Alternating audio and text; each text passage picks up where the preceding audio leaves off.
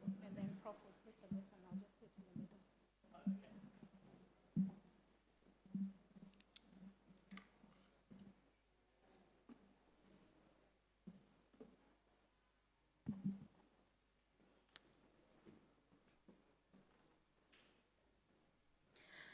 Good evening, everyone. Molweni nonke. Can we please have the people who are outside to enter the room? Igama ngu-Asiphe Mxhalisa, and I am originally from Moldino, a very cold and small town in the Eastern Cape. I was borrowed by Herald from Rhodes University today. So I am a lecturer at Rhodes University at the Center for Postgraduate Studies. And I also, 2-3 months ago, officially submitted my PhD with the focus of what we're doing here. And I say, Prof, I used to do your classes in honors, so it's so nice to be here.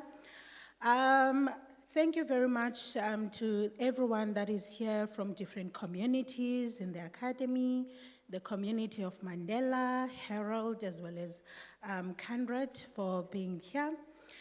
Today's engagement comes at a time where it is a day before Human Rights Day. And I'd like to read this quote from Nelson Mandela, the famous book that we know, which is Long Walk to Freedom. The quote reads as, "No one is born hating another person because of the color of his skin, or his background, or his religion. People must learn to hate, and if they can learn to hate, they can be taught to love.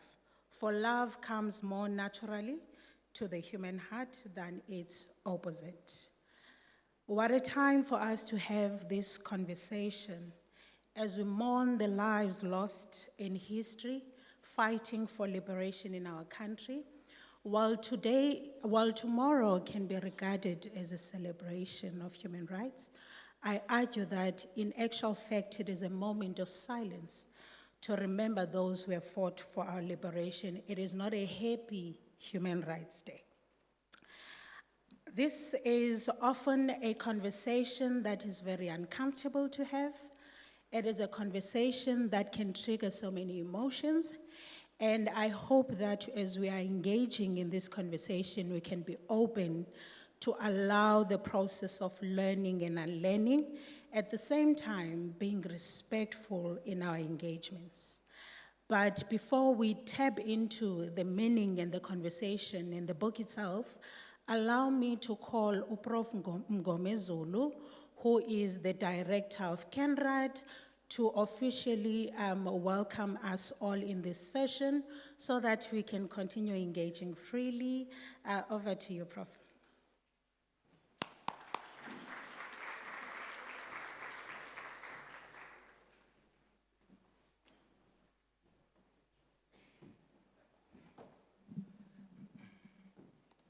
Molweni, ni right.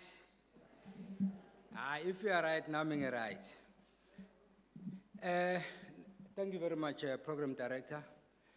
Colleagues, I've learned to write down whatever I say for the simple reason that I've offended many politicians.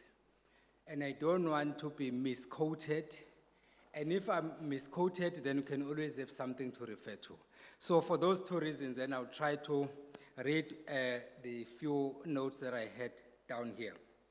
First of all, I would like to extend my greetings to the Nelson Mandela University community, more especially the ever diligent Conrad staff, led by CISP, I don't know where she is, and then also our speaker down there.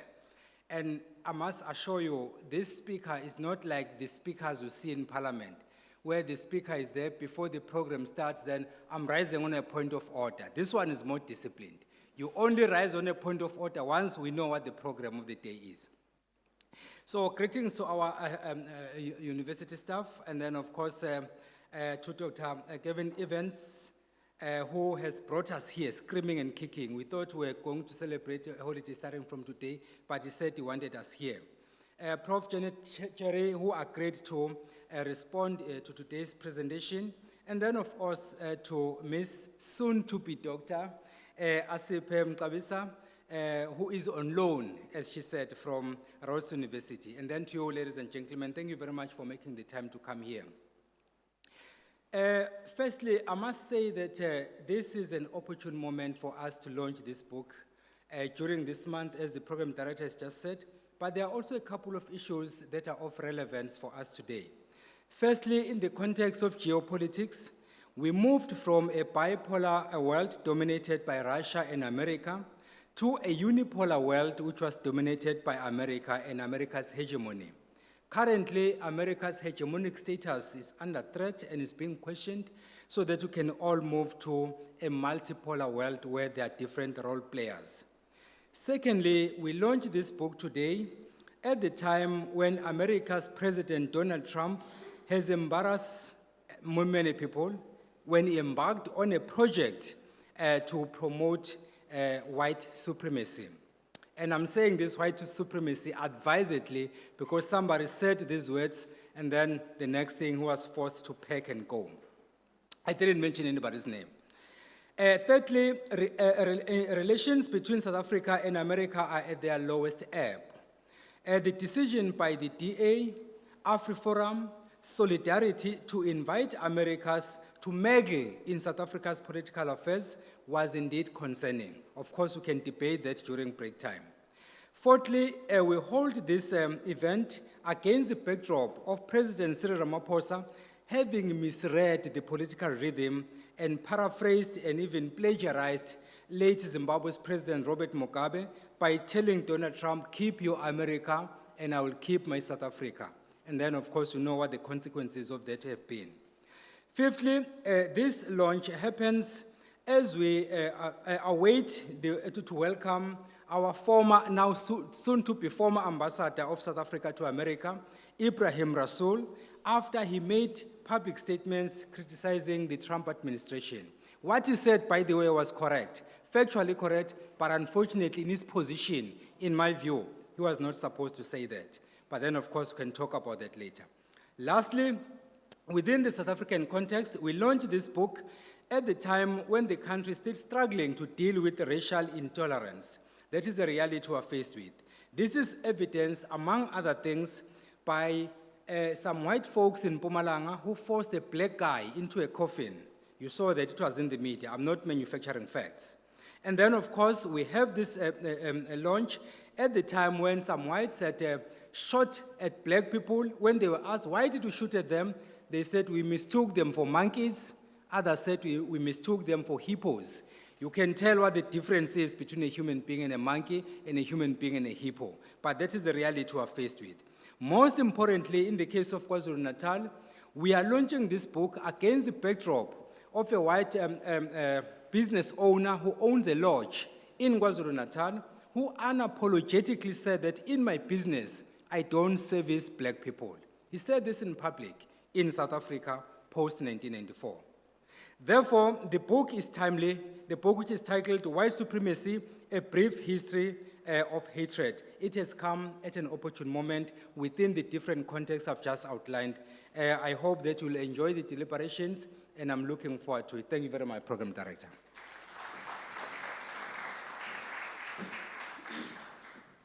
Thank you so much, Prof. Many of you might not know this, but I landed my first academic job at Herald, which was 2018, as an intern, and I learned engagement and conceptualization from Obotsonwabo no Uncle Rodney. So thank you very much for that. Indeed, Prof, you mentioned quite critical things, particularly the geopolitical as well as the local atmosphere that of racism that we find ourselves struggling with, which often leave our nervous system at unease. Now, it is the most critical thing to have a nervous system that is at ease. But we find ourselves with those cases. We are gathered here, colleagues, to have a conversation with Dr. Gavin Evans, who is the author of White Supremacy, A Brief History of Hatred, which is a book that examines the historical roots, scientific justification, and contemporary resurgence of white supremacist ideologies, as well as Prof, who they will be having a conversation. Now, I know the program was Udoc will present the book, and then Prof will do the response, but now it's going to be an interactive conversation with a conversation with the three of us, as well as with the floor. So I'm going to introduce them and read their bios before we start the conversation. And then we go over to Doc after that. We'll do the questions in between, and then at the end, we'll have a big, broader conversation together. So our first speaker is the author, Dr. Gavin Evans, who was born in London, but grew up mainly in Cape Town. After a year studying in Texas, he returned to South Africa to become intensely involved in the anti-apartheid struggle in various capacities. Along the way, he studied economic history and law before completing a PhD in political studies. He worked as a journalist for several South African newspapers and as a foreign respondent for a Rome-based news agency. Dr. Gavin is a celebrated broadcaster, author, journalist, practiced as a journalist in South Africa and the UK, and is an author of 10 books of non-fiction. He lectures at Birkbeck College, University of London, and is a member of the Royal Institution's Challenging Pseudoscience Group. Can you please give Doc a round of applause?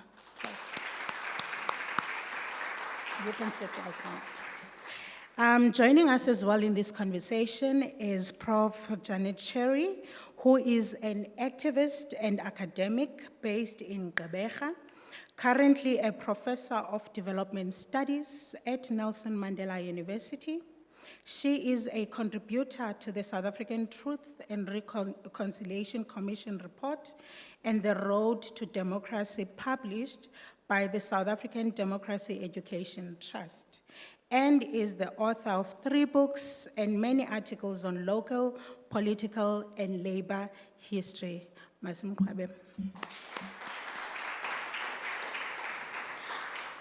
And now, as we start this conversation, I would like for us to remember that, as mentioned before, this is one of the most uncomfortable conversations. I would like to urge us to understand how important it was for the Herald, as well as Kenred, to put together this conversation, knowing very well that it could be uncomfortable. I would also like us to urge grace amongst ourselves in order to ensure that the conversation continues. The discussion on race, power, and white supremacy often bring up a lot of strong emotions. And that means if you'd like to take some time and walk outside for air, please do so in a respectful manner. And as the author, as well as our respondent, will be engaging with you, we would like at least for you to keep it at a 1 comment per person or 1 question per person. It's gonna be lovely. We're gonna keep on conversating. And you can say who your name is, but we tend to actually read our bios and questions, so let's cut that part. So over to you, Doc. He'll be reading to us. Can I have a mic, please? He'll be reading to us a page or 2 and have a conversation. And I just heard today that they actually like friends, so they're used to this thing. So if I look awkward, know that I'm in the middle of a friendship.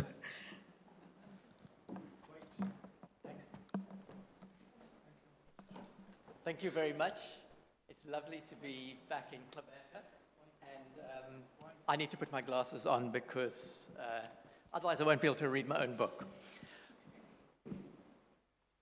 2:30 p.m., Tops Friendly Market, 14 May 2022, Buffalo, New York. Aaron Salter was a man of ideas. This 55-year-old father of 3 had set up his own green energy company with the aim of running engines on water by separating the hydrogen from the oxygen, a project he returned to when not busy fixing up cars and motorbikes, inventing handy gadgets, or completing a bachelor's degree. For Aaron, Tops was a home away from home, his mother having worked there for 15 years of his childhood. He worked as a security guard, but it was more than just a job. He went out of his way to help customers in little ways and to laugh and joke with them. But his background of 3 decades as a police officer and 3 years at the supermarket on the rough side of town taught him to be alert at all times, even when smiling. On this spring afternoon, he was walking through the parking lot with a woman who needed help, the kind of request he often answered when he saw something that alarmed him. A man wearing a military helmet topped by a head-mounted camera and heavy camouflage body armor strode towards the entrance, stopped, raised an assault rifle, and started firing at people in the parking lot. Aaron saw 4 people falling, including a young woman and a man he recognized, Hayward Patterson, who was helping to lift another customer's groceries into the car, a charitable public service he often provided. Aaron acted quickly, ushering the women he'd helped and others inside, telling them to hide. He turned to face the shooter and fired at him, but the bullet bounced off the body armor. Some years earlier, in his days as a police lieutenant, Aaron had a shotgun pointed at his face, but on that fraught occasion, his police partner shot first, downing the assailant. This time, no one else was at hand. The shooter aimed, fired, and Aaron fell dead. Some customers and employees hid in the store's break room and barricaded the door with a desk. Others cowered in the milk cooler. Inside, an assistant manager dialed 911 and whispered what was happening, but the dispatcher was irritated and told her to stop whispering before hanging up. The shooter, shouting, "Nigger, nigger, nigger," aimed his rifle at the person behind the counter. Before realizing she was white, he apologized, then noticed the people hiding in the milk cooler and fired at them. But their lives were saved by the milk cartons. Others could not escape the 60 rounds he fired. Aside from Aaron and the 67-year-old church deacon Hayward Patterson, the dead included Pearl Young, a 77-year-old grandmother and substitute teacher who helped run her church's soup kitchen and would hand out food to the homeless in the park. She was buying a few items for dinner. Roberta Drury, 32, was buying food for dinner with her brother who was recovering from leukemia. She'd moved to Buffalo to care for him and was the first person killed in the parking lot. Celestine Cheney, a 65-year-old grandmother who'd survived breast cancer and 3 brain aneurysms, she went to Tops with her sister to buy strawberries to make shortcake. Her sister made it to the milk cooler, but Celestine, who had mobility issues, didn't. Ruth Whitfield, 86, a grandmother of 8, stopped at Tops to buy groceries after a daily visit to a nursing home to see her husband. Andre McNeil, 53, a father of 6, was buying a birthday cake for his 3-year-old son. Geraldine Talley, 62, was buying food for a picnic with her fiancé, who only escaped because he happened to be in another aisle in the store. Magnus Morrison, 52, went to buy a chicken dinner to share with his girlfriend. Catherine Massey, 72, a community and civil rights activist and campaigner for tighter gun control laws, was grocery shopping for his sister. 3 more were shot but survived. All 10 who died were black.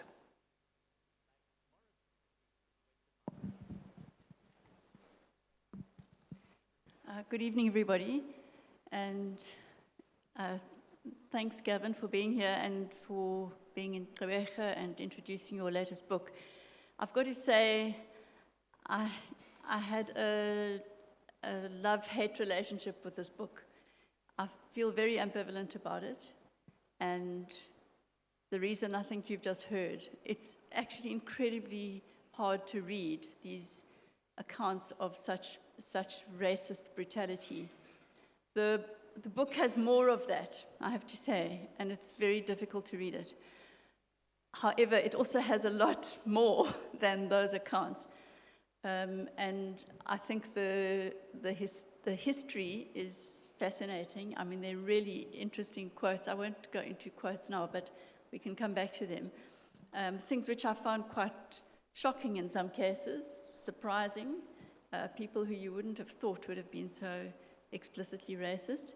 But it is interesting. And there's by the way, for students, if there's students here, there are brilliant half-page summaries of the impact of colonialism and slavery in the UK, France, and the United States, which any first-year student should read just as a basis for understanding these things.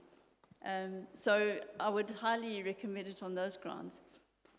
But, yeah, I found it very difficult to accept that in 2025, we have to read this very detailed explanation of the evolution of this pseudoscience on which these racist theories of white supremacy are based. And I actually resent it. I resent it that, you know, at my age, after so many decades, you know, when I grew up in a household where my father was a scientist who absolutely refuted theories of racial superiority and genetic superiority and so on, that we still have to engage with this. It actually drives me mad with frustration. So can you maybe just give a motivation for why you felt a need for this book now? Like, why do we have to read about the history of race science? Okay, but it might be easier just to sit over here. Yeah. I think that I'd written a previous, more academic book on looking at race science and why it was wrong. And race science is, in a way, a bit of a euphemism. It's a kind of faux scientific racism. And a lot of the people that I examined and whose work I went into in great detail in that book, people who were advancing ideas that white people and Asian people were innately more intelligent than black people, I found those ideas were popping up more and more. So I was alert for them. And then when this killing happened, the one I read about, Peyton, it involved a 19-year-old in Buffalo, in New York State. And I phoned some friends of mine in an excellent group, in a London-based group called Hope Not Hate, which is an anti-fascist group. Because his manifesto had been taken off the web, or it might still have been on the dark web, but it had taken off the ClearNet. I couldn't get a hold of it, and I asked Hope Not Hate if they had a copy, and I got a copy of this. And so I went through his verbose and very long manifesto, and I found the same people, the mainstream race science people, as well as the fringe ones, were being cited in his manifesto as people who motivated him. And the other thing that I noticed was there's a platform, a far-right message board platform called 4chan. And he says that he was radicalized on 4chan. And then I began looking at the writing of other killers, going all the way back to Anders Breivik, who murdered, I think, 73 or 77 people in Norway, young people. And also extreme far right. And almost all of them had been using this platform 4chan. And so I began digging deeper into this and looking at 4chan, and I found that something new was happening. And this something new is popularly called the alt-right, alt being for alternative, it's an alternative right because it was initially, at least, entirely web-based, and often very young people, young men, initially at least, not young women, young men who had been radicalized for one reason or another, and we can maybe talk later about why young men are being radicalized in this way. But so I spoke to a friend of mine who was a publisher, and he said, well, we really want a book on this. And so I wanted to write a different kind of book, one that wasn't academic, that people who didn't have a degree in biology or a background in science could understand, and looking at these ideas and then where they came from, going back 150 years to Francis Galton, who started with eugenics, the idea of improving the genetic stock of the population, and his cousin, Charles Darwin, who we can maybe also talk about that later, but who started off being opposed to slavery and so on, but became increasingly rabidly racist as he got older. And in his last book, The Descent of Man, the racism in that is absolutely vile. So and I looked at then the train of thought that goes almost directly from Darwin and Galton all the way to killers like Peyton Gendron, and that's the reason for this book. Oh, you got it one. Okay. So I've got a mic now. Maybe you just want to comment quickly about Jan Smuts.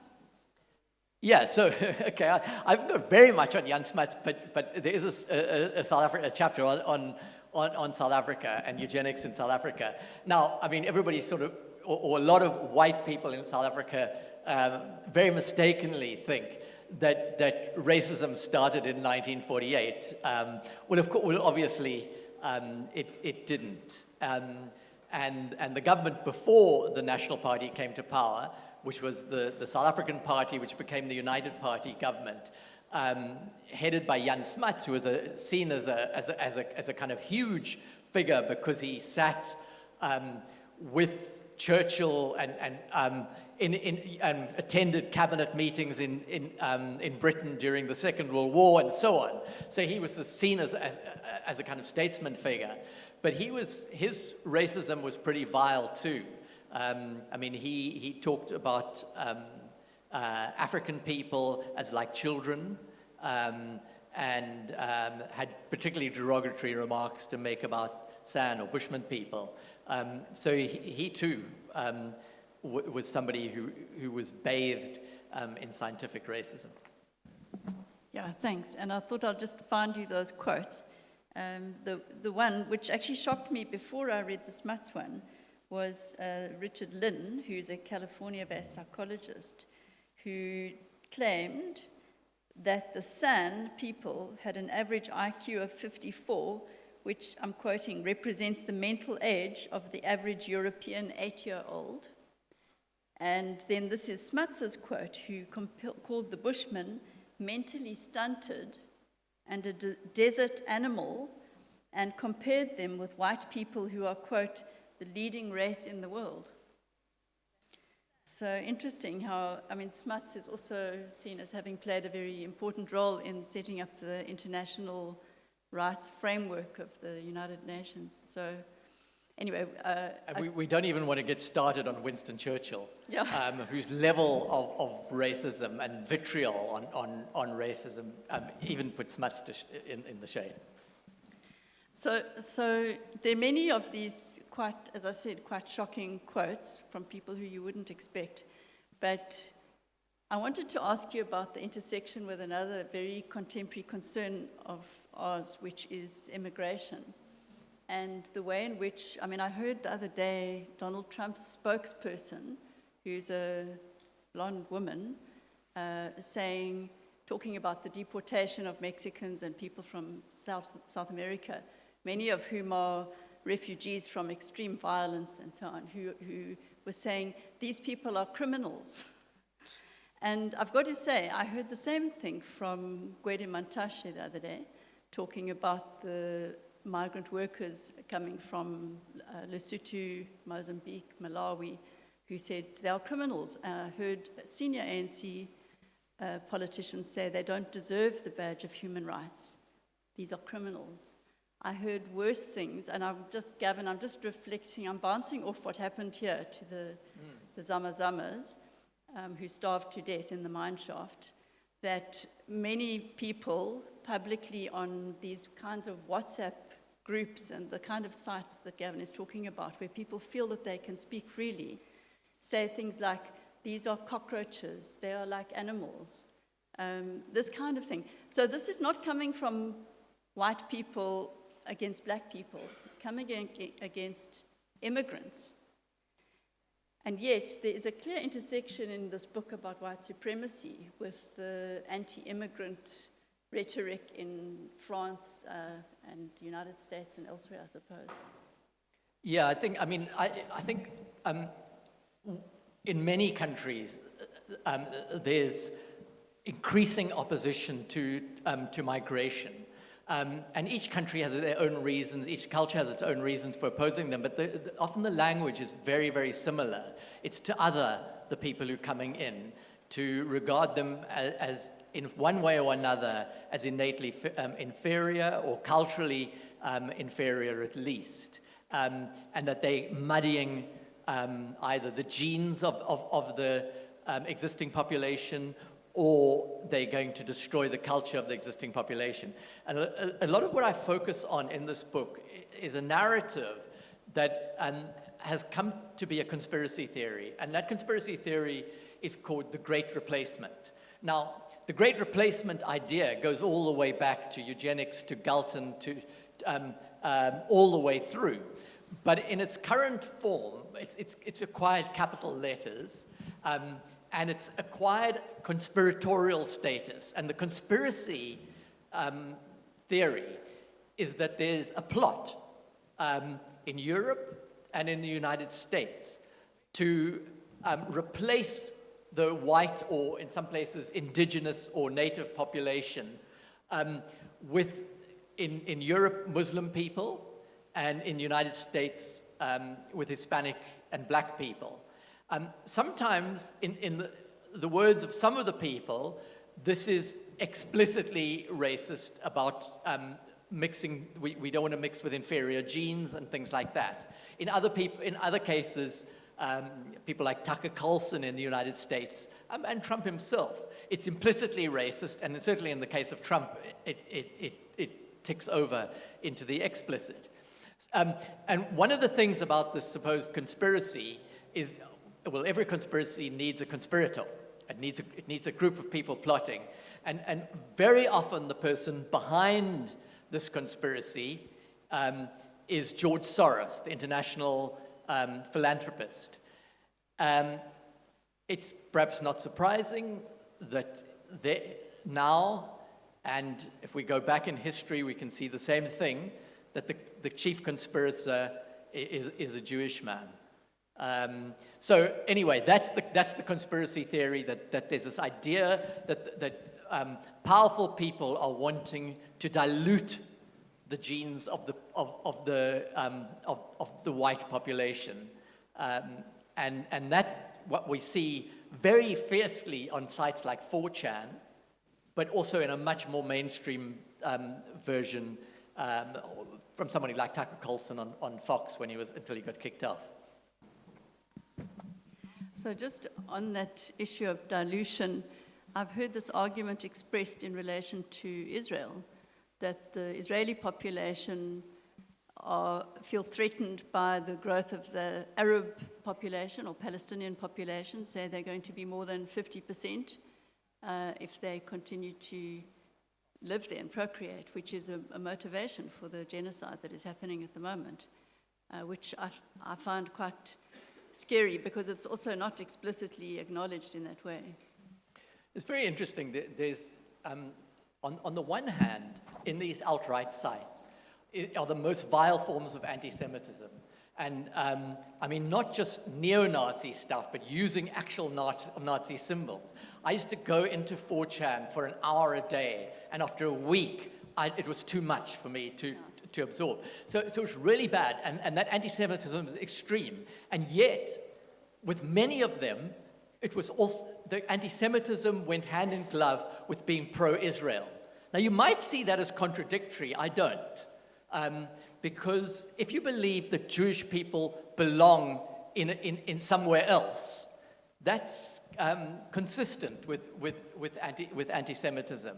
So there's this kind of alliance that has taken place between the far right and Israel, and we can see it in that alliance between Netanyahu and Trump. And I think you're quite right. I mean, I think that I've long thought, and let me just say that I come from a family which was steeped in Zionism. My great-grandmother was a founder of the first ever South African Zionist organization. But probably what most people don't know here is that my father was born Jewish. But I see Israel as an apartheid state, and I think it's accurately called that because the rights of Palestinian people and of Jewish people are fundamentally different. If you are Jewish, your family and extended family and everyone you know has a right to return to Israel, return in inverted commas. If you're Palestinian and you were driven out at bayonet point in the Nakba in 1948 or family of that, you have no right ever to return to the land of your birth. That's the first reason. The second reason is that there are 750,000 Israelis living in the West Bank. They all have a vote in Israel, but none of the Palestinians have a vote in Israel. And I think that we recognize that in South Africa. We can recognize apartheid when we see it. And it's the same kind of attitudes to Palestinian people that existed in apartheid South Africa, the same kind of othering I see.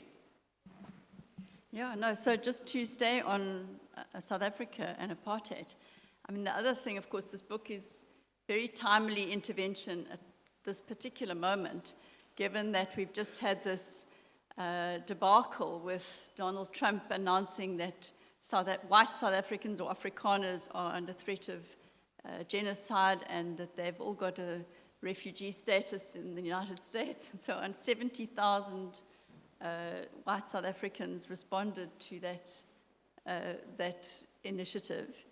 And I find it extremely disturbing, but it is interesting if you think about Trump on the one hand saying, speaking as the United States president, that Mexicans and South Americans are criminals who are going to be deported by the hundreds or thousands of millions, whatever he exaggerates like that, the millions and millions and millions of criminals and so on. And at the same time, he's welcoming white South Africans of Afrikaner descent. I mean, what are the implications of that? Yeah, I mean, it's interesting why the alt-right in America have adopted the South African cause. And it's not just by people like Trump. Three of the far-right killers that I feature in this book were, in their manifestos, was strongly motivated by apartheid South Africa. So one of them was a guy called Thomas Meyer, who murdered the British MP Joe Cox. And he was a huge fan of apartheid South Africa, was very opposed to what was happening after the election, to affirmative action, and used to donate money, £5 at a time, to a group called Die Patriot. So that was one. Another was Dylan Roof, who took an automatic pistol into a church and murdered the black people he saw in the pews. And he, on his manifesto, had both a Rhodesian and a South African flag, and ranted about affirmative action in South Africa. But the one who was most motivated was Anders Breivik, the one who murdered 77 Norwegian, mainly young people. And he had a whole chapter on South Africa and used various bloggers who were talking about what was happening on South Africa's farms. And that became the narrative, part of the narrative of the Great Replacement. And it was a convenient narrative for the right because these South Africans who were kind of broadcasting that there was this white genocide taking place, and that white farmers were dying like flies, and there were enough of them to fill a stadium, and this kind of thing, which was a huge exaggeration. And at the same time, they were being driven off the land by expropriation of their land. This was the narrative that was being pushed, and that was being absorbed by people like Tucker Carlson and by Trump himself. And it was a very convenient narrative, because they could then say, this is what happens when the opposition to the Great Replacement fails. You get South Africa, you get farm murders, and so on. So that, I think that's the reason why they used South Africa. I mean, of course, we all know the reality is vastly different. White people generally are much less likely to be killed than any other group in South Africa in terms of murder. The farm murders, terrible as they are, and every murder is a terrible thing, have been steadily reducing in number, and those behind them are not political people, they're young criminals. And in terms of the land, well, you all know the figure. I mean, 70% of the land is still owned by white people. So it's quite the opposite of what they say. But that narrative is a convenient one for the alt-right. Yeah, and just by the way, for those of you who want to read this book, they're very carefully researched statistics given in many places, which I don't think is the place to put them here, but giving numbers for killings of farmers, and white and black farmers, and farmers versus non-farmers, and so on, and similar statistics in other contexts as well. But I had another sort of bigger question to ask you, which was, I mean, this is also reflecting on Abraham Rasool's statement. Do you really think that democracy is under threat in the United States and in France and in Europe, Hungary, etc., from the white supremacists? I mean, are we seeing the end of democracy as we know it? I think that would probably be taking it too far, but I think there's a real problem at the moment in the United States where it appears that the Trump administration has defied a court ruling. In other words, the rule of law is not being applied. And once the rule of law is not applied and the presidential diktat overtakes or overcomes the rule of law, then the notion of democracy is, in that country gets challenged. So obviously America is an imperfect democracy. I mean, when you're voting for the Senate and you live in California, your vote counts, I think, about 1/30 of if you live in Wyoming. But nevertheless, everybody would accept that America was a democratic country. But when the president defies the courts, then I think that starts to be challenged, and it moves towards the kinds of dictatorships that we're seeing in other authoritarian countries which have elected leaders. So places like Hungary, places like India, places like Brazil until Bolsonaro was beaten, but he tried his best to using illegal means to stop that. So, and there are a number of other countries, Turkey as well, where where democracy is really being challenged by people who've been elected as democratic leaders. Because once you get an elected leader, and then the free press is challenged, to put it at best, and where opponents get locked up, and where court orders are ignored, then it becomes difficult to speak even in a compromised sense of democracy. So I do think there are real challenges, and in Europe we've seen the rise of the alt-right. I mean, particularly worrying in a very short space of time. was the rise of the, I think it's the AfD, the kind of neo-Nazi party in Germany, which is supported vigorously by Elon Musk. And what's very interesting there, but also with respect to Trump, and one can look right across Europe, the United States, and other places, is the big gap between the way young white men are voting and the way women are voting. So in Germany, there was a high vote among young men for the fascist party, the AfD, and at the same time, there was a very low vote among women for that party, and the opposite with the left party. Women voted for it in very large numbers, men not. The same with Trump. Trump's vote among young men was very high. His vote among young women was low. So we're seeing a divide, and the reasons for that divide are complex. They relate to the algorithms in terms of the social media that people are reading. So it channels men in different directions from women, and it also relates to the state of the economy, to men feeling that they're falling behind, and there are a lot of complex reasons for that. But it's certainly taking place, and it's a very worrying development. So if you think about, I mean, South Africa, we have such a high level of gender-based violence. And I just wanted to relate it to two other issues that you raise in relation to this white supremacy, which is what is termed the manosphere. I never came across that term, but the sort of misogynist tropes which are articulated by the same alt-right group. Well, I don't know what the relationship is. And the other one is the issue about gun control. And these things all seem to be related in some way. The manosphere. So the manosphere is a kind of cover-all term for a whole lot of websites where men are in one way or another asserting their rights or their presence, really. And if one can generalize that, which I think one has to, there are two significant groups in the manosphere. The one that's got a lot of publicity are the incels, so involuntary celibates. These are men who can't get sex but feel sex is owed to them.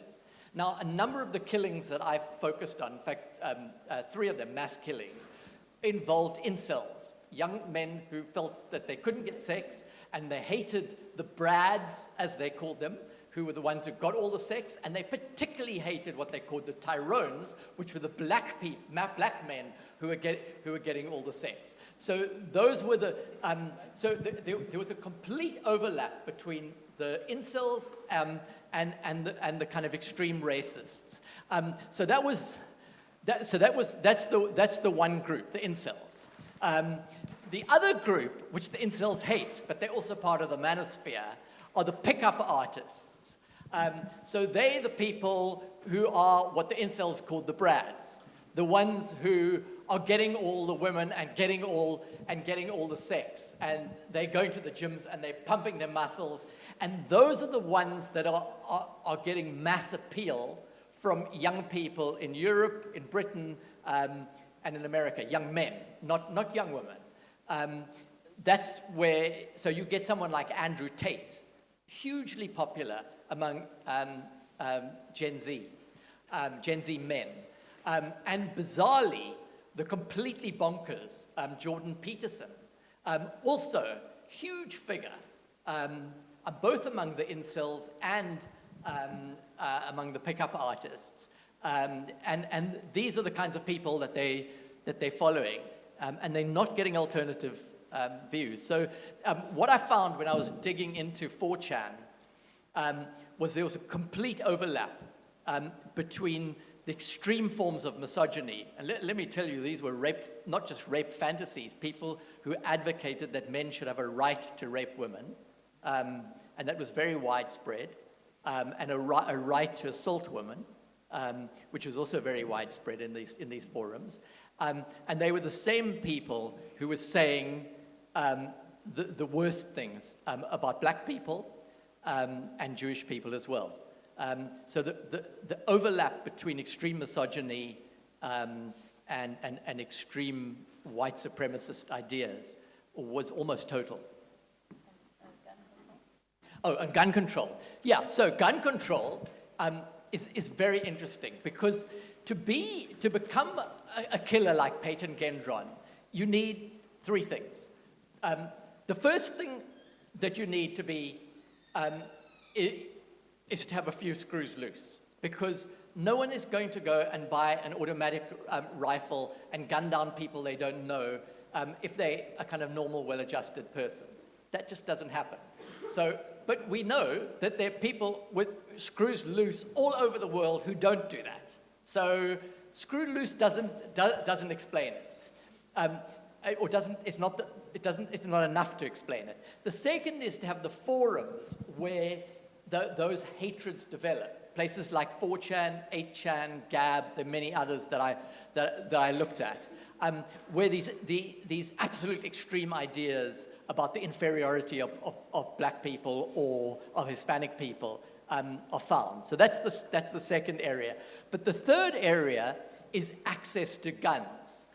So when I was looking to see if I could find any mass killers in Britain over the last 10 years, the only person I could find was Thomas Meyer. He killed one person with a stolen rifle that he managed to get off the web. So not having access to guns limits the possibilities. Of course, you can still use cars, you can still use knives, but they tend not to have those mass killings. One of the worst killers, a guy called Brenton Tarrant, he was an Australian, but Australia, after a gun massacre there, tightened up its gun laws. He then moved to New Zealand, which had looser gun laws, and went and gunned down scores of Muslim people in two mosques. New Zealand has since tightened up its gun laws. So the availability of guns, sites on the clear net like 4chan, and screws loose, that's what makes these killers.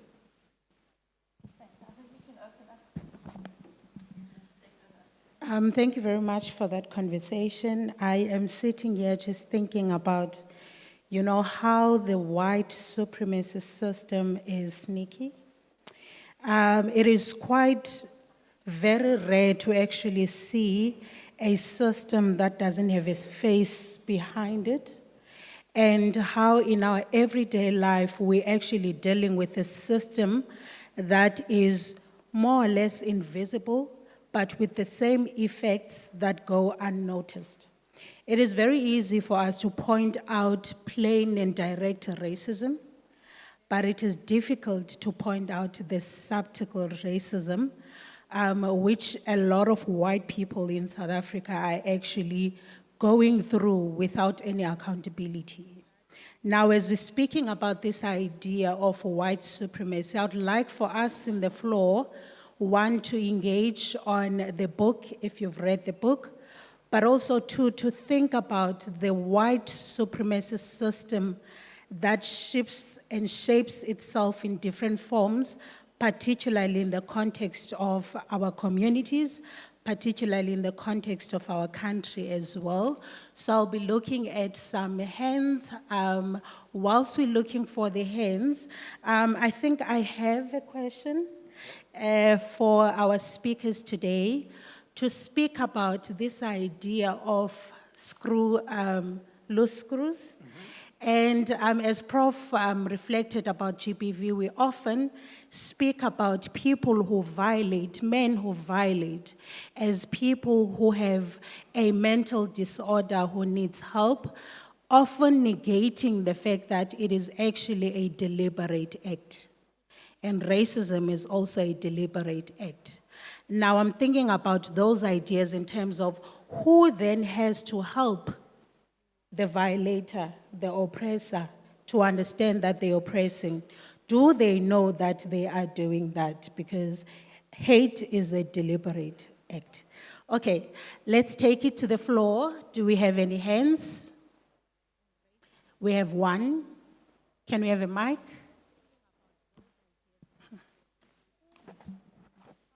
Yeah, I'm Peter Vale, a retired academic.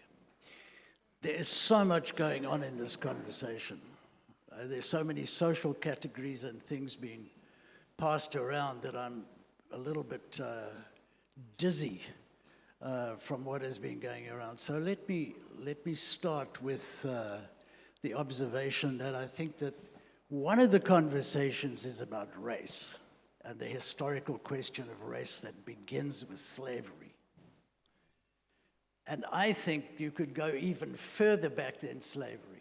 There has been a war on people of color that continues. It predates slavery, and it is embedded in different cultural tropes, as Janet said. It's also carried in different forms. I mean, there's no conversation here where no one has mentioned capitalism or Christianity that have been major transporters or carriers of this. So let me raise two issues. One is the real deep question which I think needs to be asked, and this whole experience is part of that. Is racism not carried in the English language? The power of the imperial cultural project, the power of imperial capitalism, the role of the churches, we could go on and on and on about this. We see it every day around us. That's an enormous power, and it's embedded in the English language. I mean, you read early work about English people trying to make South Africa into Little England. And part of that is wrapped up in this approach to race. So I would like to see some people talk about race and the whole question of language. I mean, I know a little about Brazil, and there's continued racism in Brazil, and that may also be carried in the language, but I think we need much deeper work into that field. The second thing is that it's linked to Gavin's point about the AFD. What the AFD shows is a complete confusion of categories. Take the leader of the AFD, a woman who doesn't live in Germany, who's a lesbian, and her partner is black. If you think about this logically and historically, this is the Weimar Republic in the Nazi Party. So I think we need a much more calmer, with respect to the colleagues here. And I'm looking forward to reading the book to see if there is a much calmer tone in it. Because the scientific evidence is there, the misleading of people is there, not much on carriers have I heard, that I would like to hear some more about. And are we not just talking about the current crisis? I'm sorry that I've broken your rule, Chairman, but I wanted to establish a little bit of equilibrium. Thank you very much. Do we have one last question before we take it back?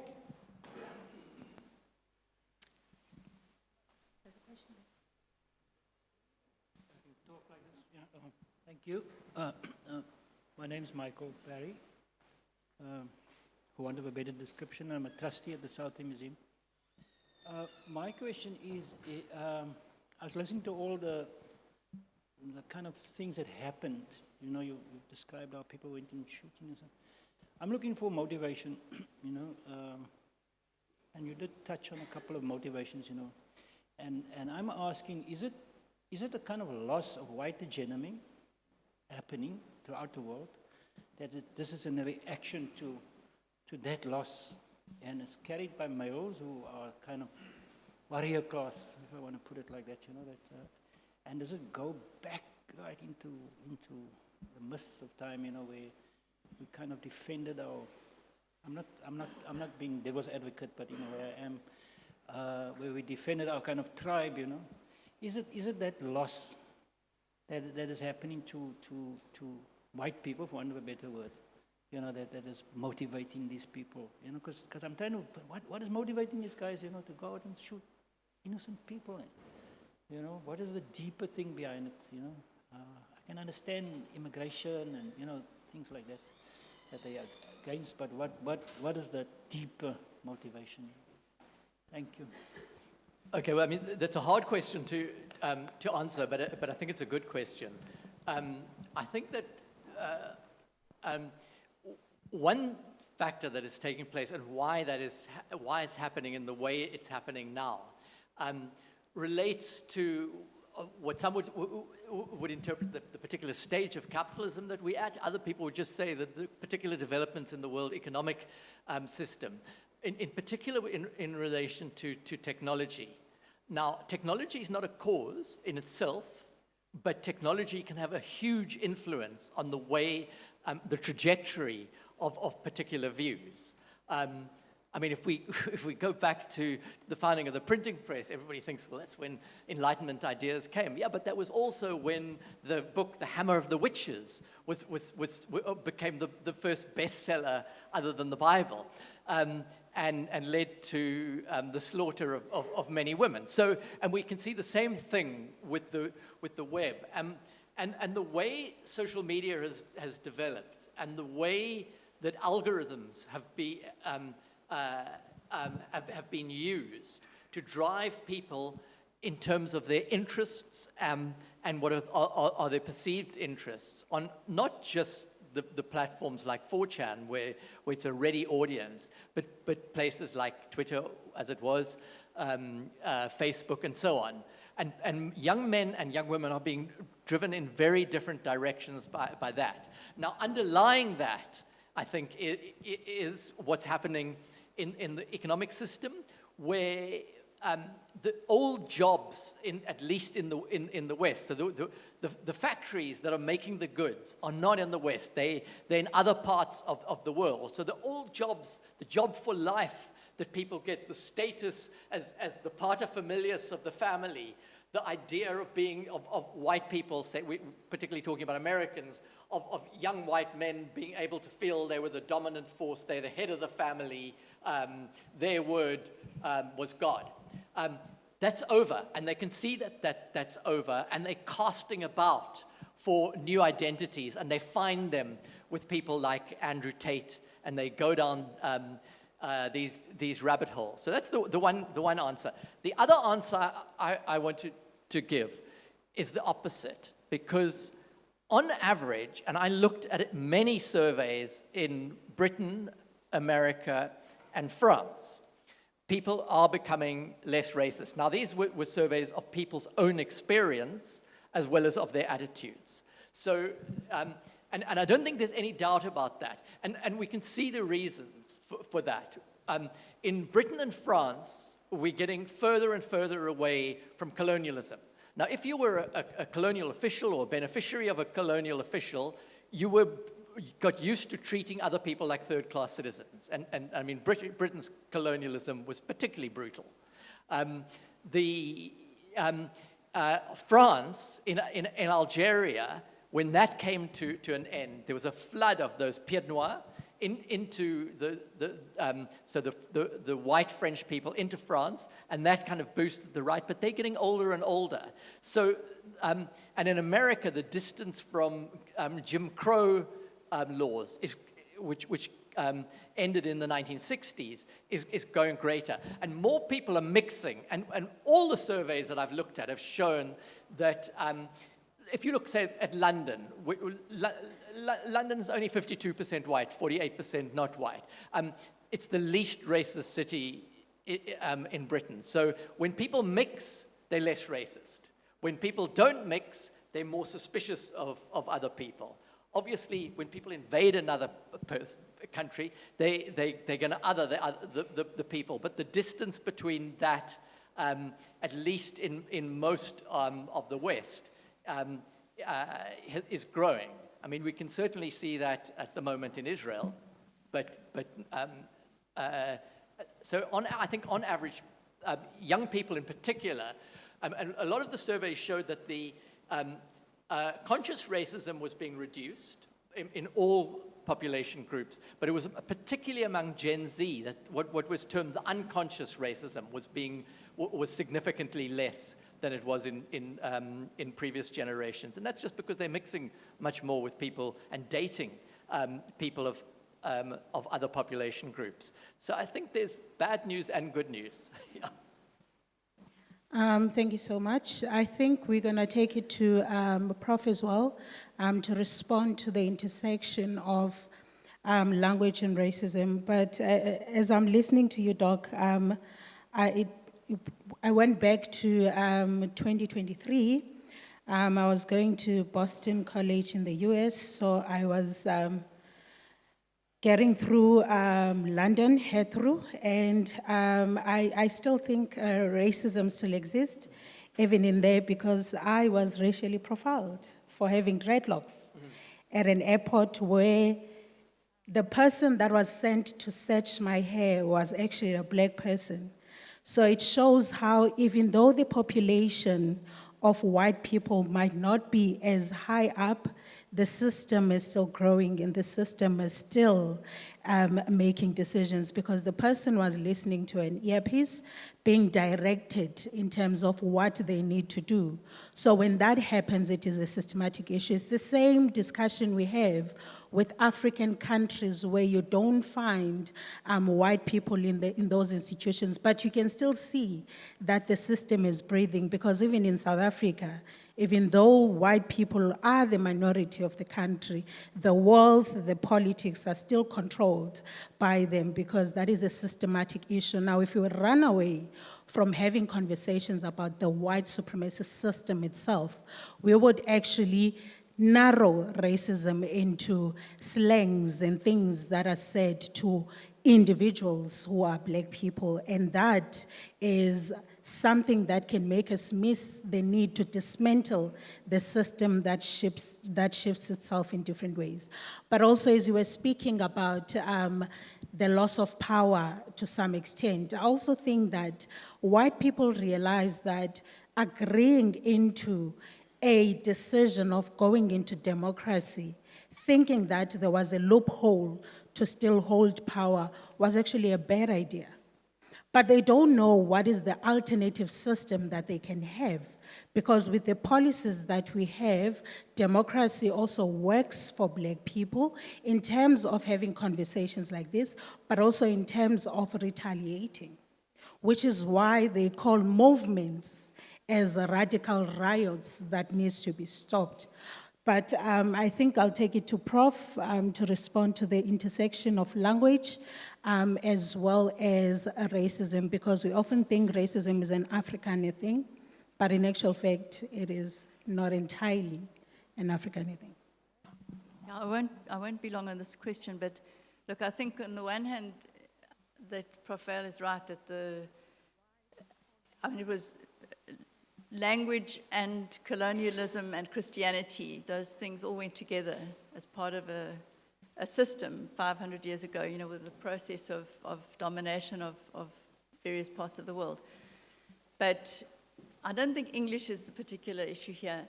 I mean, if you think, Portuguese, French, German, etc., wherever they were colonizing was the language of domination. And now, if you think about the United States, so English language, but when immigrants came into the United States from Ireland, they were discriminated against, but then they became assimilated. But it's more difficult for black people to be assimilated. Do you know what I mean? So there's it's not entirely language related. I don't think I want to talk more about the language issue. I think, so part of my findings in my PhD look at the recurriculation. So when it comes to the language part, we looked at how the English language silences marginalized students in university, and who is deemed to be smart in institutions like schools, like universities, because of language as a barrier. And it is something that we often speak about in universities, particularly with the multilingualism policy that is coming in. And in actual fact, I've got 2 international examiners. I wrote my PhD in isiXhosa in English, And when it comes to translations, there's also politics of translations, where if I've translated in chapter 1, there shouldn't be an expectation for me to translate again in chapter 2, because with an English word, you go to the dictionary or to Google to find the meaning. But why not with our native languages? So there is still that politics in the schooling system, basically, something that I've done research on, where even in articulations, even it comes as racism, where, for example, if I step out of the room, a white person tells me how articulate I was, that is racist. Do we have any other questions? We have a question here, and then we have a question at the back, and then we have a question from Prof. Yes. Gavin, I decided to go and buy the book. Oh, that's very good, Maki. I bought the book, and what? You tell me, 100 and some odds. It's too much for me, but I decided to go and buy it because it's talking about race. Race, and it's talking about our country, South Africa. Some people are seeing me wearing this cap. It's talking about Zimbabwe, but it's part of my land, Cape to Cairo, all over to Madagascar, Africa. It was one. Kevin, what I like is that we try and simplify the language in the next maybe session. I read this book. My education is not that much. I failed my form too. Yes, I failed my, but I passed my senior certificate with first class. And that was the end. I wanted to go further with my education. They arrested me for political involvement. That was out. Now, coming down here to this, when you're talking race in this country, you're seeing white and black. And that language is not ending. Nobody is prepared to end the language. White are staying here. Now you here. Some of us are going to go to the shacks and others are going to go to Millpark. Same country, same people, South Africa. The whole of Africa was colonized. But when liberation came, the people decided to give them new names. What about this country? It's still being called a name by Fairfoot, by de Klerk, by whoever colonized. They still are happy to call it South Africa, this land. If we are to solve this problem, we've got to stop the truth. Nothing but the truth. How can men die better? Sorry. I'm going to take a little bit back. Sorry. 30 How seconds. can men die better? I read this book. Kevin, I read this book. That's the formation of the African National Congress. They said to my Ibu, Africa.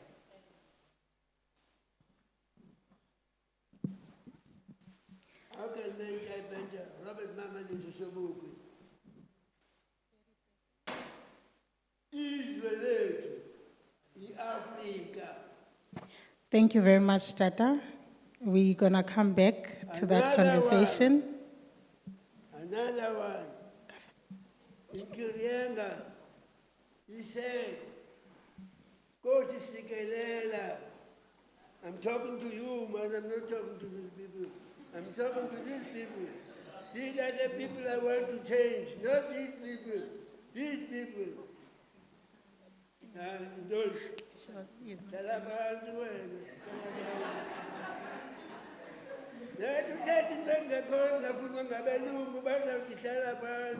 By the way,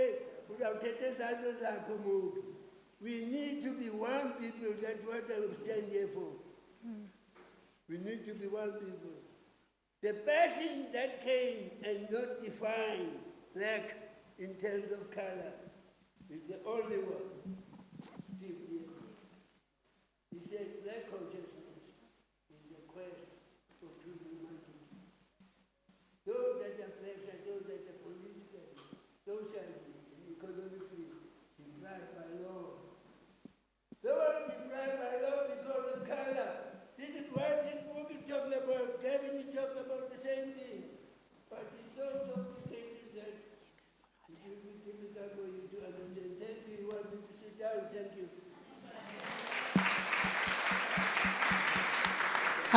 Thank you very much. Can we have another question? But Dada was speaking about the reality of the permanence of displacement that came with colonialism in South Africa, and that even though we have these conversations here, people go back to the reality of the permanence of racism as a system in South Africa, and also a wonderful, display of there's no such a thing as formal knowledge, that it is actually a collaboration of both formal and informal knowledge.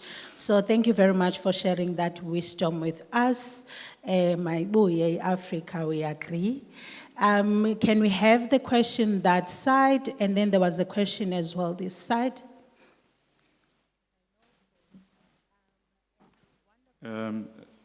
Thank you very much, Professor Cherry. Good evening. Good evening to Dr. Evans. I was invited at the 11th hour by my friend to this book launch. And thank you, Mzi, for bringing me here. These are quite interesting conversations, especially for black young men like myself. Who is still in the adventure of realization of himself in his country. But I just wanted to say, Dr. Evans, I appreciate the nuances that came out of the book, the different aspects that you've shared with us, the global examples when it comes to a problem, really, in the entire world of white supremacy. I think my interest in particular, what is your view with what I have seen to be almost like a growing trend from the US, particularly, of what is termed a white Karen, for example, against a black male, a black African-American male, and the realization of their power against a black man. It has been many incidents that you could see on YouTube, many incidents that you could see on TV, on recorded, clips about that. What is your view about that? And does the book capture that? If it does, I'll quickly buy it. Thank you so much. It does touch on aspects of that relating to that question. I mean, I think that race is baked into the Constitution, not in the written Constitution, but the way America is constituted. Much more so, perhaps, or more directly than any European country. And part of that was the one-drop rule, so that anybody who had even a little bit of blackness, like one of Thomas Jefferson's slaves, she had three,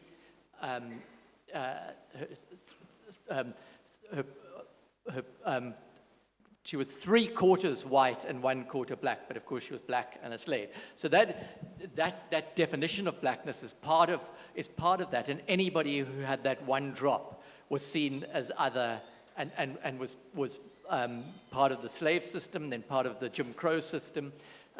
So that was part of it. And a lot of that since then has been mixed up with notions of masculinity. I mean, I touched on that a little bit earlier, where the incels, they hate what they call chads, the successful white men, but they particularly hate what they call the tyrones, which are the successful black men. So that issue, which is long, I mean, if we look at the period from slavery to today, that aspect of things, where the black man has been seen as a sexual threat, is part of the narrative of the particularly American form of racism. And I mean, I just want to have a counterbalance to what I said earlier.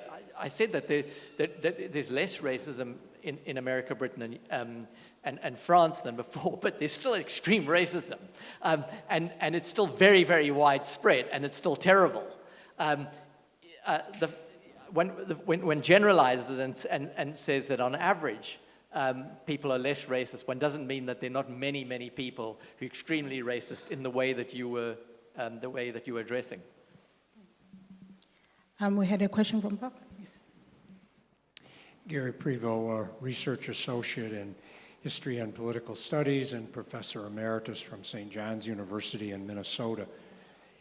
Gavin, I was particularly taken by your point about the intersection with the right-wing populism, which is the bigger picture beyond the individual screws-loose racists that carry out these attacks.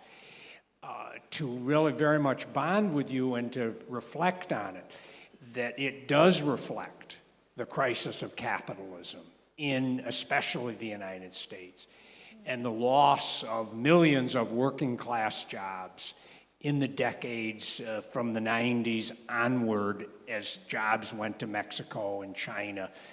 And the men, mainly men, who had those good working class jobs wound up being greeters at Walmart for half the wage and felt that life had passed them by. In the 2016 presidential elections, in counties with a lot of those men, in the Democratic primary, they voted for Bernie Sanders.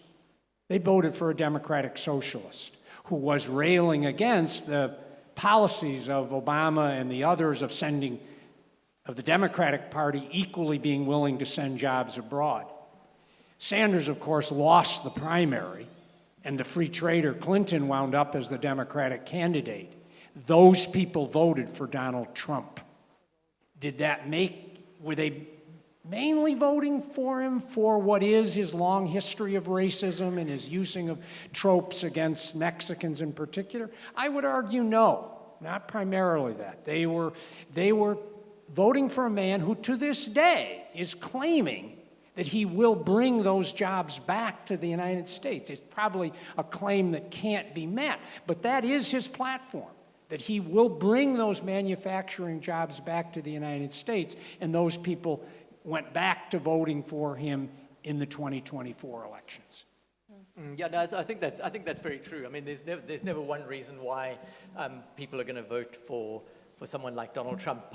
Populism manages to bring together different parts of society by promising different things, and that's what Trump did. I mean, there is sometimes people feel like there's an overwhelming support for Donald Trump in 2016 and again in 2024. Actually, Hillary Clinton got 3 million more votes than Donald Trump did, and this time around, Trump got just 2.4 million more votes than Kamala Harris. So, in comparison, Joe Biden got 7 million votes more than Donald Trump. So one shouldn't think of it as really a landslide in terms of changing of population views. But I completely agree with you. It's much more complex than simply racism. And I think that's illustrated by the fact that significantly larger numbers of of black men in particular, and Hispanic men even more so, voted for Trump, and they did, and that related to his promises around jobs, but also around immigration. That Hispanic people, many Hispanic people in America want to take up the drawbridge, take up the drawbridge, yes, now that they're in. So there's that as well. Prof, would you like to add anything? Okay. Okay, good evening, everyone. It's a really relevant topic, with Human Rights Day coming up. The first question is, as a marketing professional, I noticed, it's a very loud title on the book, White Supremacy, and I wanted to check, who are you targeting with this book? Is it to change the white supremacist, or is it for, the gentleman who asked the question over there? So who's the target audience for this book? And then the second question is just on the incidents that have been happening that you refer to, so the case studies that we look at with the crimes. Is there a correlation between economic hardship or economic challenges in that period and, these ideological, incidents that happen and this push that kind of goes in the direction of violence? Okay, so there's two very good questions. On the title, so what I want with this book, and obviously it's a very kind of maybe optimistic view of what a book can do, and really probably not a realistic one. But I'm hoping that here, but particularly in the United Kingdom and elsewhere, not just this book, but books like this, can play a little bit of a role in challenging these ideas of white supremacy and their current forms. I mean, there's a particularly pernicious current form which is promoted by people like Steven Pinker, Jordan Peterson, and various others, that says that Ashkenazi Jewish people are innately more intelligent than anybody else. And it's based on completely spurious grounds. There's no basis for that at all. But it's the kind of cat's paw of scientific racism, and those are the kinds of ideas that I want to be challenged. And so I wrote this book in a way that is different from other books I've written. It's not filled with footnotes and things like that. It's shorter. It's hopefully more accessible, so that that one doesn't need to have had matric biology, at least, to be able to understand the bits on science. So the title is very direct, and that's the reason for it. On the second part of the question, which is a very interesting one, is do these ideas require or involve a loss of financial status? And I don't think you can read one thing off of the other. I don't think it's necessarily so. That the young white men in America are still extraordinarily privileged relative to black and Hispanic men on average. But there's been a loss of status, a loss of power, a loss of purchase, and I think that's more the thing. It's a change in their circumstance that has helped drive that, when allied to the kind of algorithms that drive them in a certain direction. So, I mean, there's the opposite view that was always held by Marxists, and that is that kind of poverty would drive people towards the revolution to overthrow capitalism. Well, I think we've seen that doesn't happen, and it's very unlikely to happen as well. Just not that that's the issue here. We actually just fighting to get a stake in the capitalism system. But also I think the one thing that came into my mind with the book, Doc, is that it tells a spade is a spade. And in many cases, we just beat around the bush, and we really do not say racism is racism. Racism is hatred. The white supremacy system is a system of hatred. And it is very important, because sometimes your contribution is the truth saying things as they are without the over-analysis that we actually offer in academia. But I wanted to ask you something, Prof, in terms of do you actually think the countries that are not in agreement with Trump's idea of the white being abused in South Africa are actually less racist, or they are concerned about their capital and economic gains when it comes particularly to their trade agreements and agreements with South Africa and partnerships, which are very important? So they're thinking about running a state as capital and as a business, rather than actually tapping into the small issues. Yeah, I'm not sure that their policies in relation to South Africa reflect their ideas on race generally. I mean, certainly Trump's attitudes are usually whoever he's spoken to most recently and whatever he's read most recently. So I think particularly with respect to Trump, to see a kind of grand design in him individually would be a mistake, although some of the people behind him, I think we can say that. As for the Europeans, say, for example, who would not go in that direction, well, I mean, they've also got their extreme problems with racism. They're also dealing with immigration and not knowing how to deal with it. I mean, Germany had Merkel letting large numbers of people in, which was a great thing, but now facing the backlash.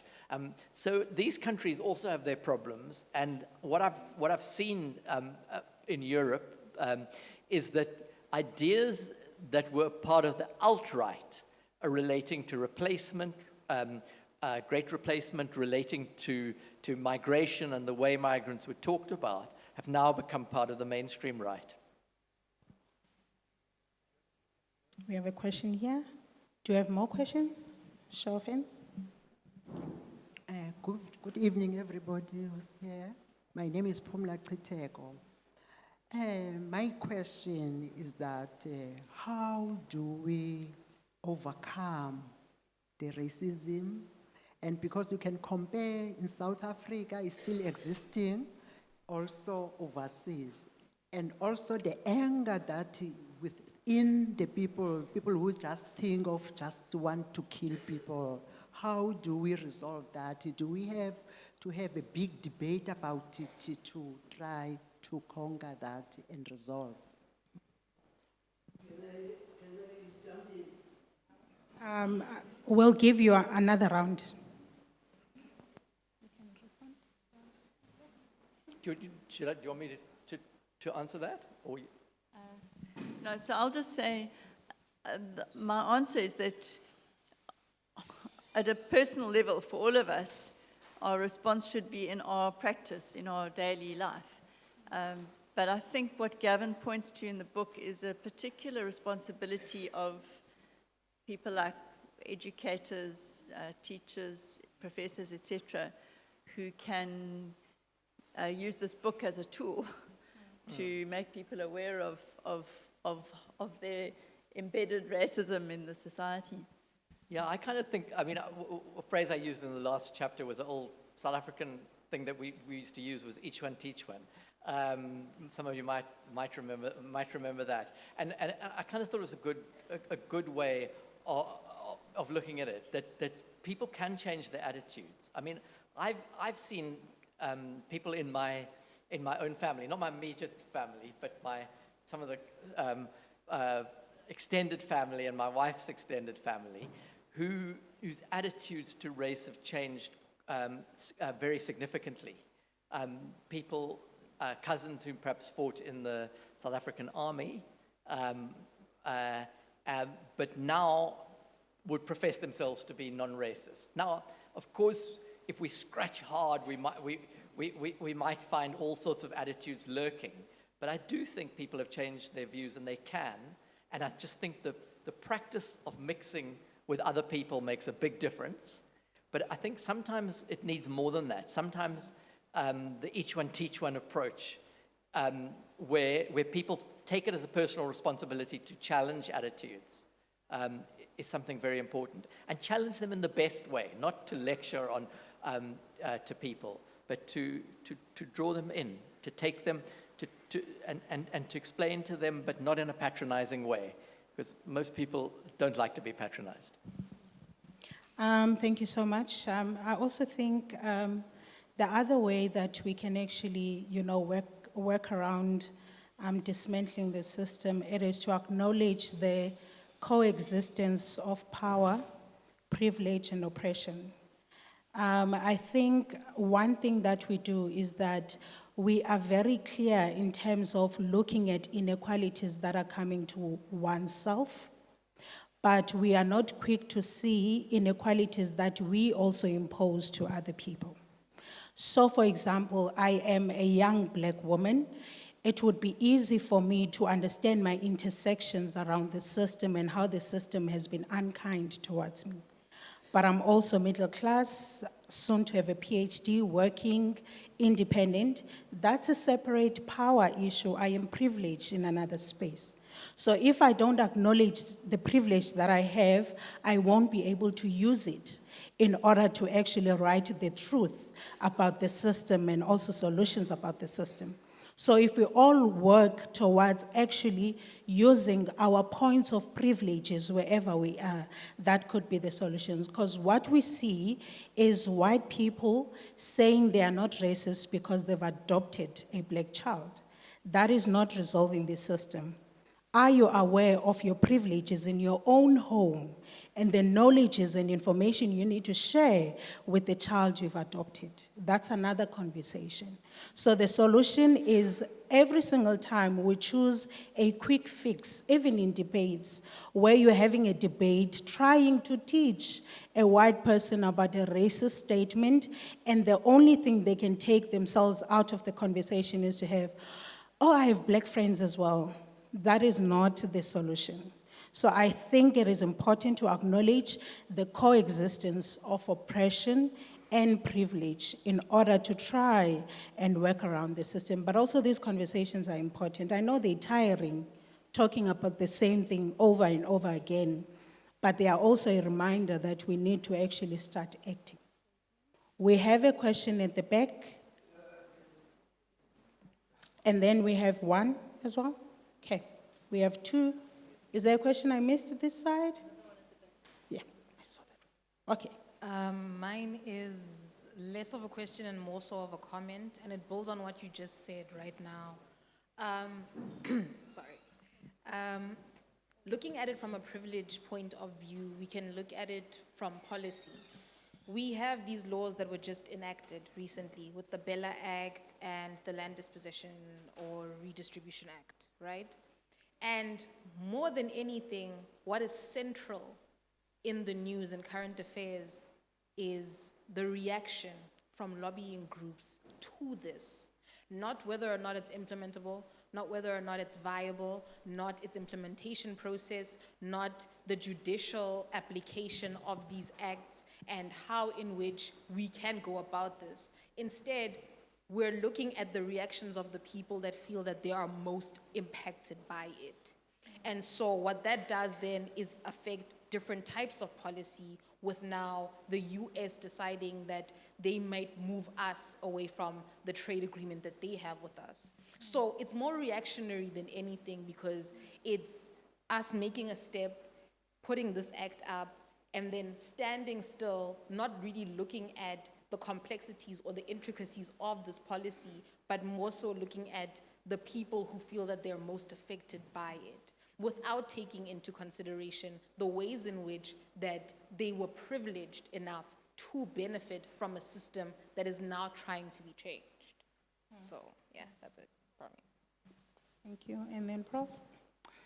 Thanks. I'll be very brief. I wanted people to get a chance, but seeing that no one is taking the opportunity, then I have to take it. Like the program director, I experienced racism in the UK, I experienced racism in the US, and obviously you can tell, I experienced racism in South Africa.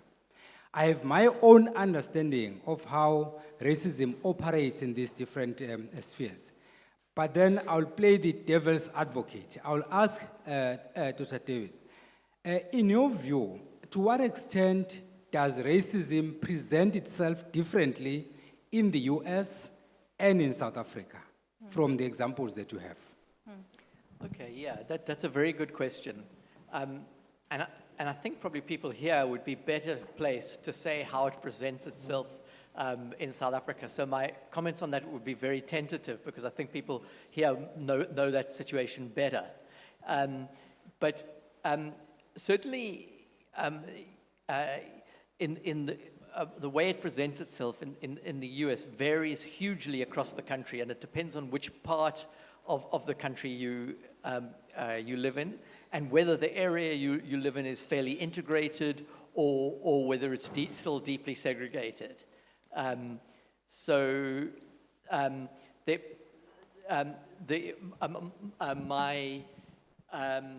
niece's husband, who grew up in a black area, because he's black and of North Carolina, said he didn't experience much racism growing up, only when he went to New York City to live, which one you thinks of as politically more liberal, did he experience the sharp end of racism, and he said even worse when he went to visit Mexico.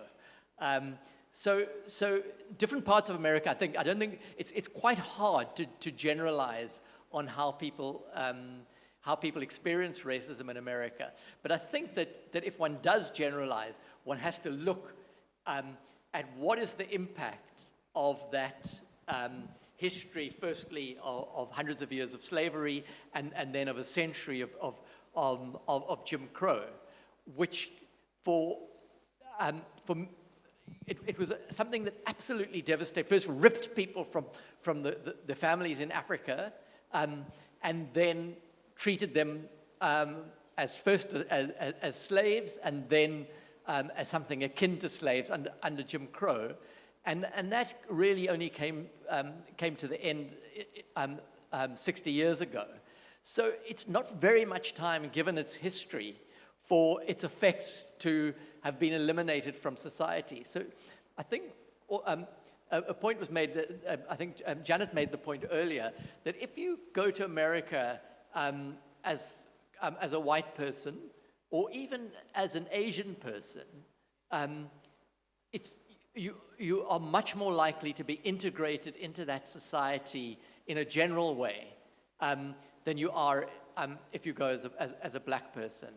And I think that's profound. I mean, the experience of life just in an everyday way in America for black people is profoundly different from that of white people. And it's right down to how people treat them in everyday life, but it's also, we know when people send in job applications and their name sounds like they're African American, they're much less likely to get a job interview. And one could go on and on with examples of that. So the way people experience racism is pretty profound there. Now here, in many ways, it's much more so, because we've had this long history of apartheid, and at least in the Cape Province, of slavery as well.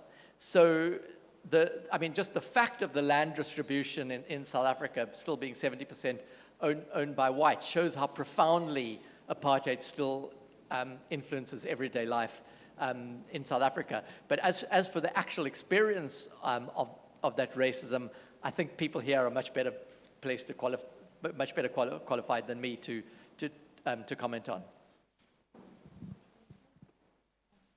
I think with regards to that, what you are saying, Prof, in actual fact, mostly what you see in the US is the racism where it's black and white. But when you come to South Africa, you actually see different types of intersections.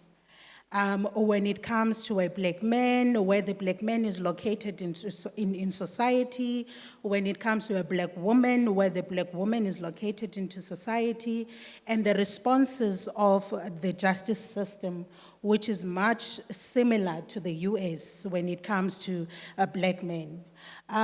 With regards to that, I wanted to ask a question about the technological advances that you spoke about earlier.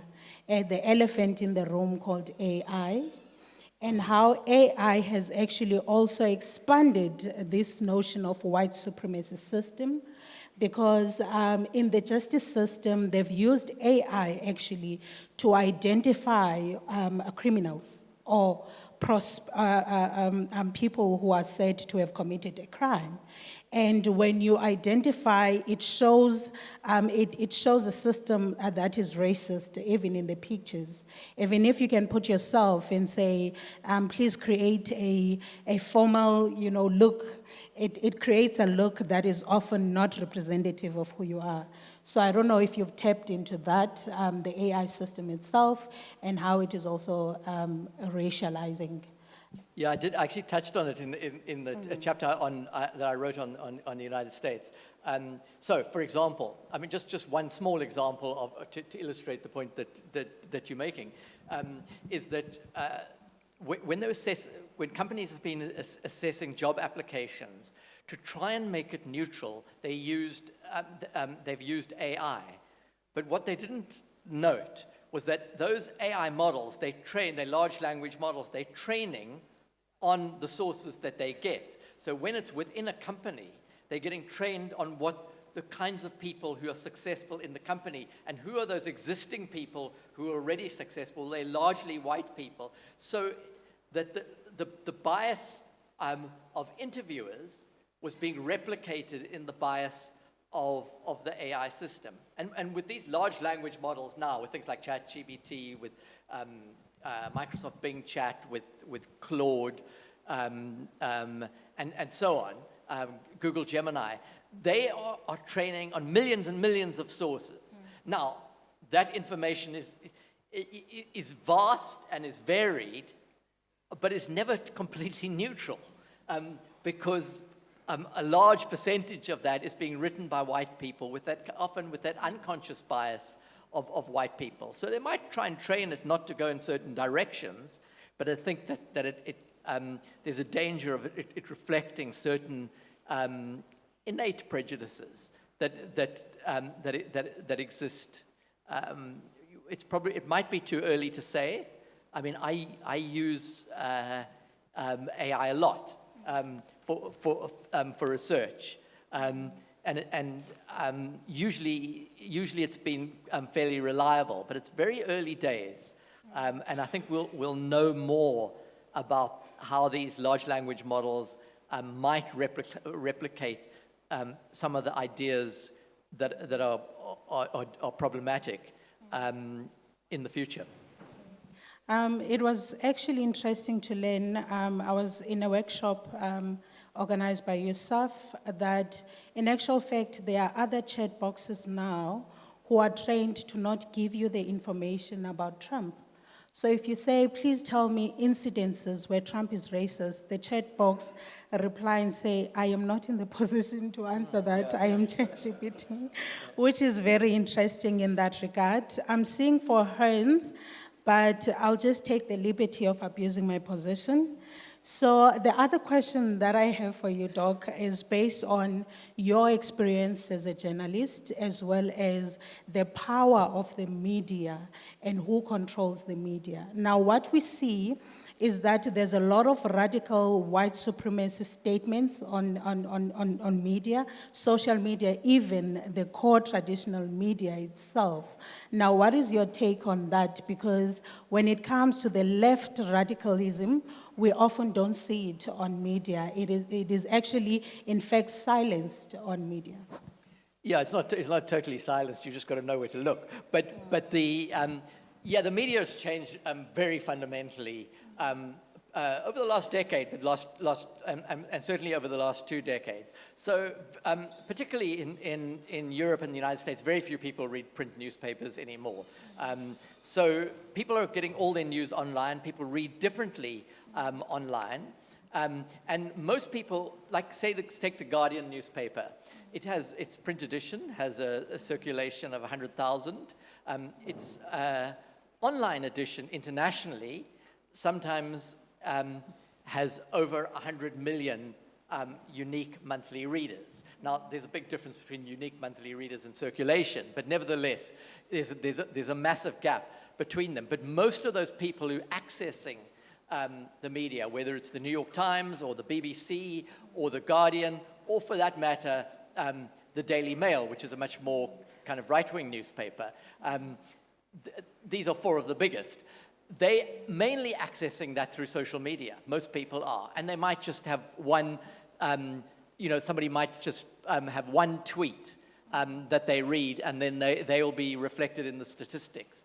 And I think more and more what's happening is that the media that's profoundly affecting people's opinions are not the mainstream newspapers, not their websites, but it's social media platforms. And X is a big one, but it's declining. Facebook is still the giant. TikTok's very big. Insta's big, but internationally, Facebook is by far the biggest. And its algorithms, just as the others, drive people in certain directions. So I think that's what's most worrying about the state of the media is that the kind of conversation that was taking place in the past, because people kind of read the same range of things and saw the same kinds of television programs and got the same kind of television news, just doesn't exist anymore. So people can go down their rabbit holes and pop out at the other end with some very strange ideas. No, thank you very much. As I'm asking my colleagues to just check if we have questions online. I also think the one other side that has actually been quite good and also bad in terms of use is the world of podcasts and how many countries do not quite yet have a policy reform when it comes to that one, which gives freedom for a lot of radical movements to actually share their views in there. Prof? I have a question for you. I'm taking it to you. No. This one, it will be interesting for the both of us. Taking it to you, we are seeing what's happening geopolitically, particularly with the cuts of funding and everything that has been happening. What do you think is an impact on academic freedom with all that is happening? Do you think there is impact? Because we continue doing this life-changing work, the books, but it might be that some books might not be published by other publishing houses because they are deemed problematic now because of what's happening around the world with politics. So thanks, Asipe.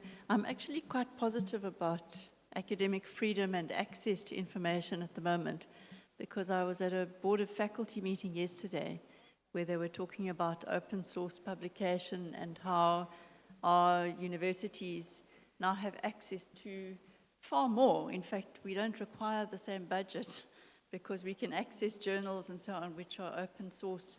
And it's really, I think it's an extraordinary and positive development because digitizing academic resources has actually made them very accessible. I think you're asking a broader question about budget cuts and so on. I mean, there are really serious impacts for our health programs, for HIV/AIDS, for NGOs and so on, of the cutting of USAID. I don't know, I hear our government is doing its best to cover the gaps in some ways by rearranging what the Treasury spends and so on, but I think it's going to be tough. And if there's a recession, if there's less funds for whatever reason, we all deal with that in various spheres, wherever we are working. But I don't think in terms of academic freedom that's the challenge. I think there is a resource challenge, but it's not exactly that one. I'm asking this question because, there has been this huge trend. The most dangerous thing about a system is if it has capital to fund it.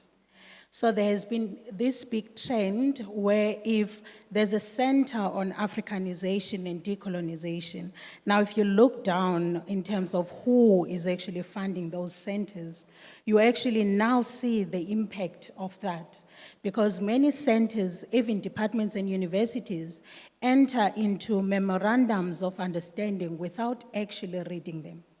So now you see a lot of universities not making any statements when it comes to the Palestine and Israel war because they are afraid of who is actually funding the university. And some actually explicitly receiving emails to say, you cannot have a stance on this because you have a partnership with us. So I'm really worried about how it's actually going to affect even a lot of postgrad students who actually get funding from America in terms of doing their studies, and now how we need to come back to students and warn them about words they shouldn't use in their cover letters. And it's starting right now. Radicalism, decolonization, LGBT, you get rejected because those are not the politics of the funder. I don't know if you have a last set of round for questions. But if not, I'd like to take it back to Doc to tell us where do we get the book outside of the display, which is at the back, and how much is it, just to remind everyone? You can get it at Fogarty's, and the price I'm actually not sure about. I don't know. You'll have to tell me. Is it free? Can you see that? 295. Okay. Okay, I think we do not have any other questions. We are now going to round off the discussion by just taking parting words from both the speakers from today as closing remarks, the importance of this session, as well as what would you like to see in South Africa, in the UK, as you are also placed in there, particularly with the contribution of your book. Yeah, okay, well, what I would like to see is much more work on young men, with young men, trying to draw them away from the kinds of rabbit holes that they've gone down that has sent them in this kind of alt-right direction. I mean, in Britain where I live, I think that much more work needs to be done by schools, by parents, by brothers and by sisters on their brothers, and politicians need to be more aware of this direction that that people are going in, and to find ways of relating to those people rather than talking down to them, and drawing them away from those outright channels. Thank you very much, Doc. Prof? Yeah, my parting word is, when Gavin gave me this book to read in December, I asked him to sign it for me, and I've known him for 44 years, and I was a first-year student, and he wrote in my book, "A luta continua." So I think that's appropriate to end on. Okay, so my parting words is to thank the Herald as well as Kenred, not for this conversation only, but being deliberate about creating stakeholder partnerships. With the work that you have done today and the work that you continue doing, merge these different worlds that we actually speak about, because it is a clear indication that Nelson Mandela University is a university that exists within a community. It is not a hegemon ivory tower. It is a university that exists in a community, and these conversations are really serving the community, but also the university gains from the knowledge of the people, and that is very important as we're building communities. I'm now going to call upon the person that will be doing the official closing for us, who is Unoma Zimangosi from the Herald. Can we just have a round of applause for the speakers?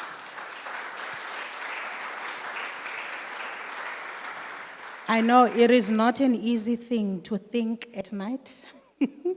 But you gave this conversation a huge grace and it was really interactive. You can come up, Sissy. And while you're doing that, can I just say thank you to both of my fellow panelists and also to the Herald and to Nelson Mandela University and to Teresa Fogarty.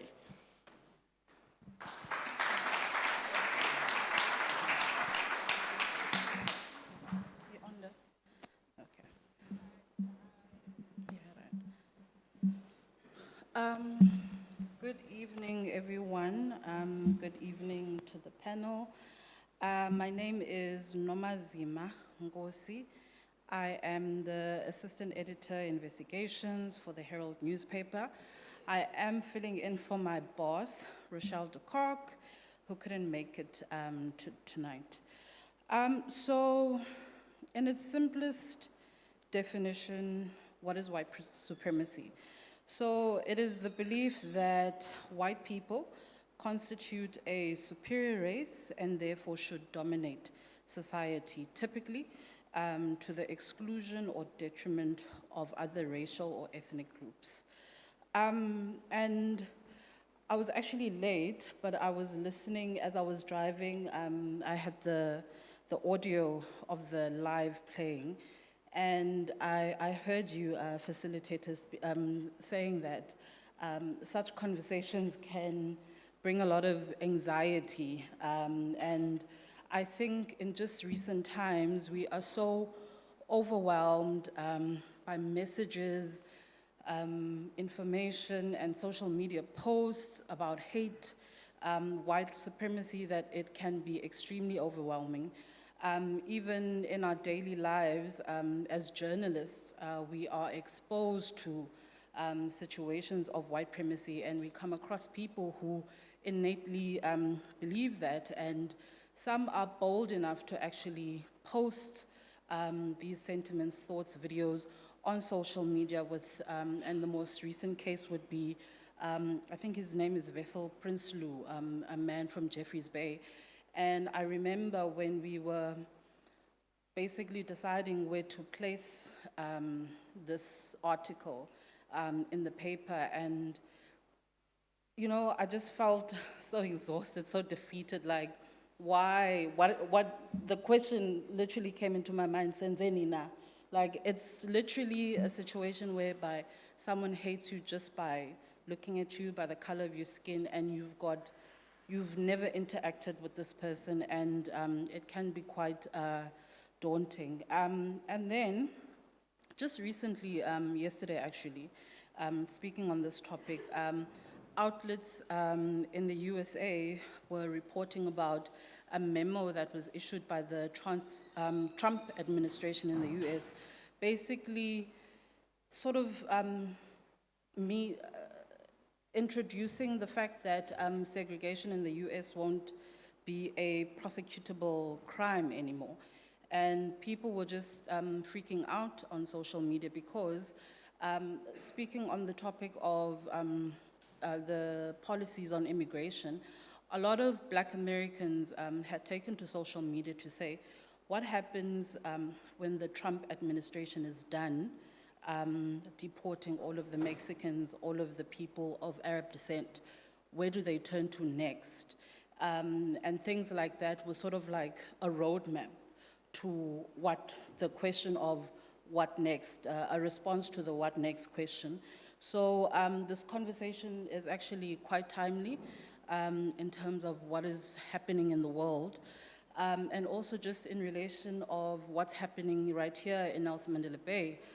We've got the national commemoration of Human Rights Day, where the national government is commemorating the 40th anniversary of the Kwalanga massacre.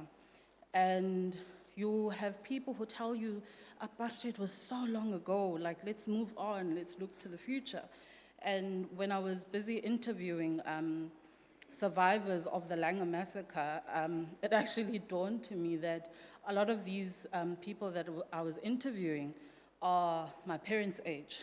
Some of them are 58, 63, 62, and for them, I was speaking to a lady, Umama Mgesha, Mama Mtyasha, I think, was 18 years old when she participated in the march. And she was just taking me through on the day. And when she pointed to her back because she had been shot in the back as she was running away from the cops. And the way they describe it, they said it was almost like rain. The bullets just never stopped, and police were shooting them on their backs, and people. He described it in a Xhosa way. Ingathi licingo le-washing. Abantu babengathi licingo le-washing eliwayo. Basically, a line of laundry where people were just collapsing on the road. So it's quite timely that we are here having this conversation. And a lot of the times we do shy away from these taboo topics, but it's only if we continue having these conversations that we can start the process of healing, but that can only be done if everyone in the room is honest about how they're feeling or what they are, how they are assessing what is happening in society, and just being honest without the fear of judgment, maybe being called a xenophobe or a Karen or a woke person. Just have honest, open discussion, free of judgment, but honestly be thoughtful and careful in how we word our feelings so as to be conscious not to offend, because the line sometimes can be blurred. So with that said, I would like to thank Herald for the long-standing partnership. Professor Janet Cherry, thank you. To the moderator, Ms. Asi Pemqalisa. Dr. Evans, thank you for being with us. And to the audience, thank you for coming. And also not forgetting those who have tuned in online. Thank you very much. And we hope to continue having these conversations into the future. Thank you very much. And also we have prepared gifts.